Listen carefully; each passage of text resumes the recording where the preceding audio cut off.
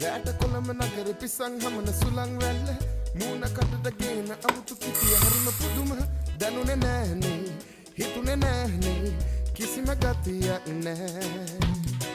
සාරි කපල දාපු රූම් එකේ ජනෙල් වෙත වැනේ ඉබාගාත ඩිස්කෝ නටුම් දාන්න නැතුව සද්ද නෑනේ ඇයක් නෑනේ කිසිම ගතියක් නෑ දාන කමන් කියන හිතේ